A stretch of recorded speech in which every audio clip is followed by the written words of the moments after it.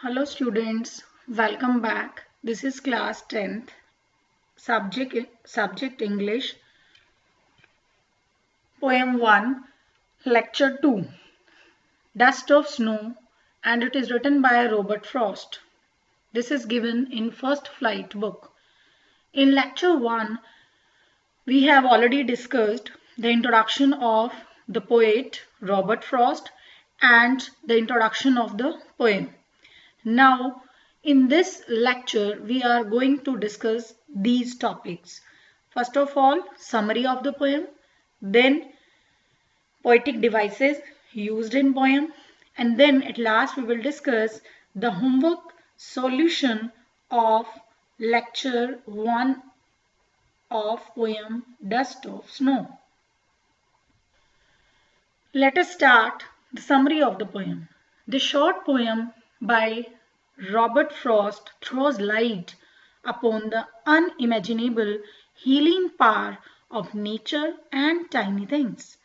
The poem Dust of Snow is a short poem and it has 2 stanzas and each stanza has 4 lines. In the first stanza, the poet is talking about a winter's day when all the tree tops are covered with snowflakes. But the poet was experiencing one bad day when a crow's movement near a hemlock tree dusted snow upon him. The poet was sitting under one snow-covered tree. The tree was hemlock tree. Hemlock tree is a poisonous tree. So the sudden movement of the crow made the snowflakes fall on the poet like a shower of blessings. The snowflakes seemed like dust of snow to the poet. So as soon as the dust of snow fell on the poet, he started feeling soothed and refreshed. Earlier he was in depressed mood, he was unhappy, but now he was feeling very light. The soft and cold touch of snow changed the poet's mood from sadness to happiness. In this way, a simple movement proved to be very significant and saved the rest of the day of the poet. The poet was listless earlier and due to the falling of dust of snow, his mood got changed and now his rest of the part was saved by this simple way. So rest of the day of poet was saved from being wasted and held in regret. The black crow is a symbol of death and fear since the crow is not associated with goodness. Crow is actually a symbol of ill omen. It is ironic that in this poem, it is doing a good deed by shaking off the snow. This poem explains that little things in our life can make huge changes in our future. The poet has mentioned a hemlock tree which is poisonous and is an ill omen as it is associated with death. It means hemlock tree is considered bad. It is considered inauspicious because it is a poisonous tree and it is associated with death. The crow too is seldom described in poem. Means in poems the poets do not use the crow. The crow and hemlock tree do not depict joy. They actually depict sorrow. The crow alights on the hemlock tree. The sudden motion sends down a shower of powdered snowflakes and this changed poet's mood. The snowflakes brighten and delight the poet and it was such a delightful experience that the poet's mood changed. His heart became joyful and He was glad that the beautiful dust of snow saved his day from being gloomy. So in such a way, the poet is successful in conveying that a gentle act, however small it may be, and no matter whom it is done by, can make a difference. It can bring a change and it can bring joy and delight in someone's life. So this is all about the summary of the poem Dust of Snow. Now let us discuss poetic devices. A poetic device is the deliberate use of words, phrases, sounds, and even shapes to convey meaning. Anything that impacts the way a poem or other written work looks or sounds is a type of poetic device. Poetic device actually is used to beautify the language. Poetic devices are generally used to heighten the literal meaning of words by considering sound, form, and function. So let us discuss all the poetic devices which are used in poem Dust of Snow. First of all, alliteration. In Dust of Snow, alliteration is used. Alliteration is the repetition of a sound or letter at the beginning of multiple words in a series. So examples are has given my heart. Here the repetition of H sound is given. H sound is repeating. That's why here it is alliteration. Then in next line and saved some part. Here S sound is repeating. So here alliteration is used. Now let us talk about rhyming scheme. Rhyming scheme is the pattern of rhyming lines in a stanza or throughout the poem. So now let us see in first stanza, the way a crow shook down on me the dust of snow from a hemlock tree. In crow and snow, these are two rhyming words. So it is given A and A. Crow, snow. These are two rhyming words. Then in next line, shook down on me from a hemlock tree. Me and tree. So these are B. So the rhyming scheme is AB, AB. In next stanza also, has given my heart and saved some part. Heart, part.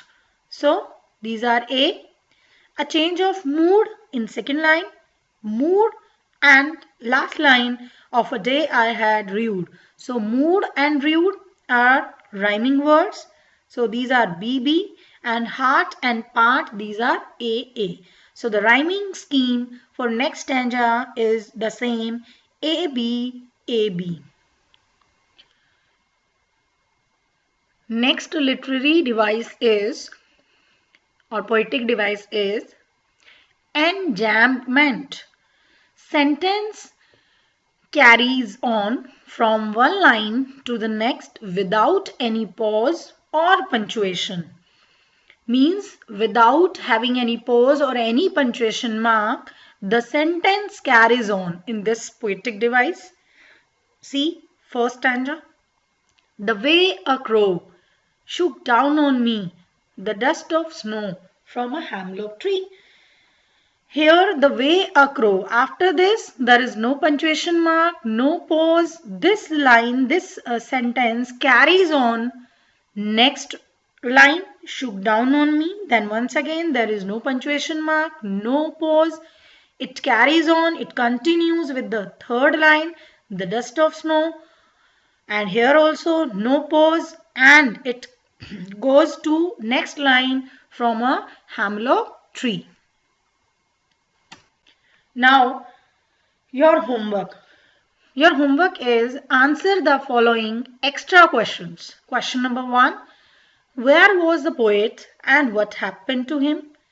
Question 2. What is the central idea of the poem Dust of Snow? Question 3. Why does the poet say that he had saved some part of the day he had rued?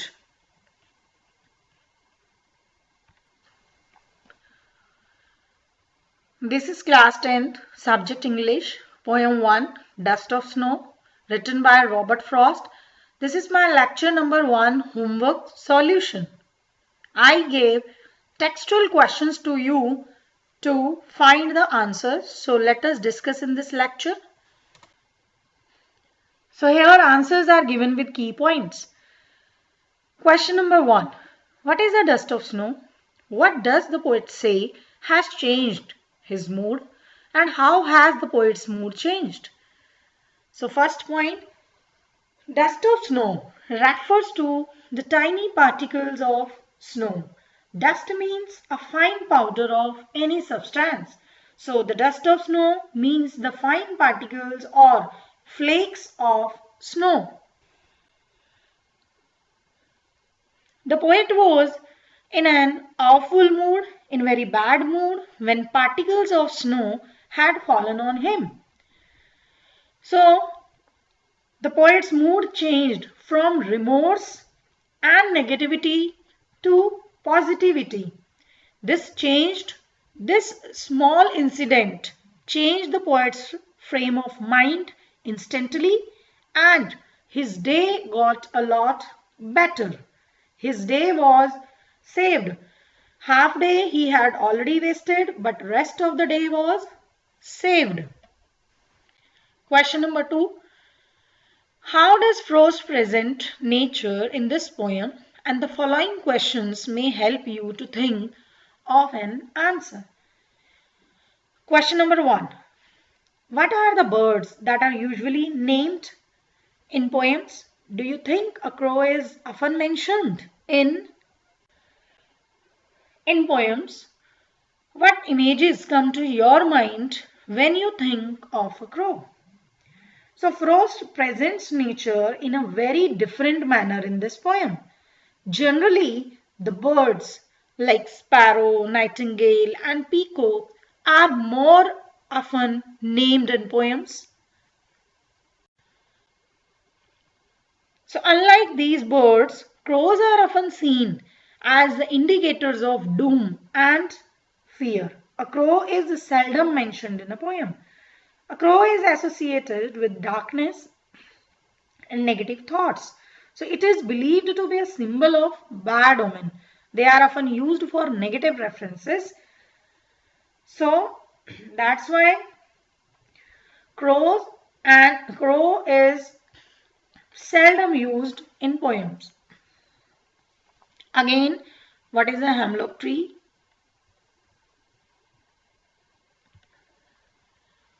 Why doesn't the poet write about a more beautiful tree such as a maple or an oak or a pine? So the answer is trees. We know trees give us oxygen and absorb the carbon dioxide, which is connected with absorbing all the negative energy.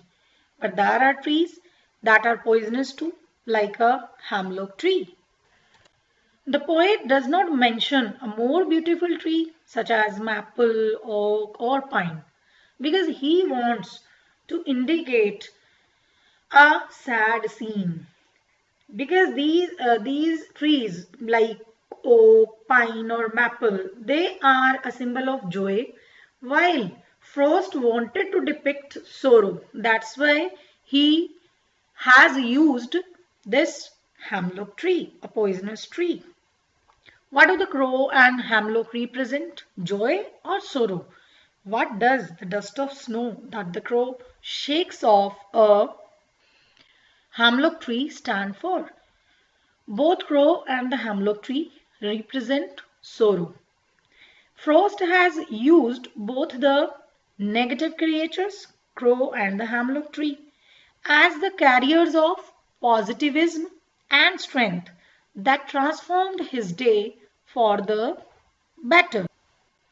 He has tried to make us understand that we see the world not as how it is, but as how we want to see it.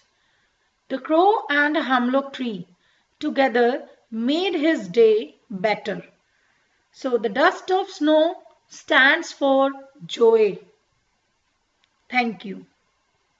So you are supposed to write all the question answers in your notebook.